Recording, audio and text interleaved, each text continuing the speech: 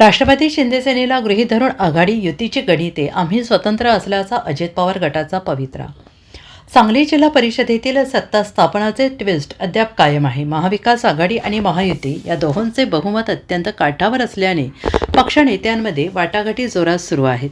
शुक्रवारी बैठका आणि खल सुरू होता. सत्ता स्थापनेत महत्त्वाची भूमिका असणाऱ्या राष्ट्रवादी काँग्रेस अजित पवार गटाने पाठिंब्यासाठी अध्यक्षपदाची अट घातल्याने आघाडी आणि युतीपुढे पेच निर्माण झालेला आहे.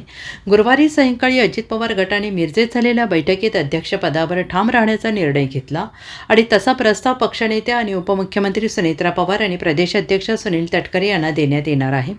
आणि या गटाचे 6 सदस्य निवडून आलेले आहेत. आघाडी आणि युतीला स्पष्ट बहुमतासाठी अजित पवार गटाच्या पाठिंब्याची आवश्यकता आहे आणि यामुळेच पवार गट आक्रमक स्थितीत आहे. दुसरीकडे शिंदे सेनेची भूमिका पवार गटा एवढीच महत्त्वाची ठरलेली आहे. पक्षाचे 7 सदस्य निवडून आलेले आहेत, पण पक्षनेते आमदार सुहास पवार यांनी पाठिंब्याविषयी जाहीर वाच्यता अद्याप केलेली नाही.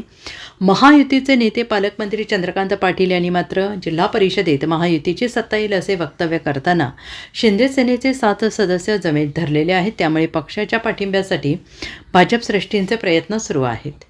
Bureau report SPN Marathi, Sangli.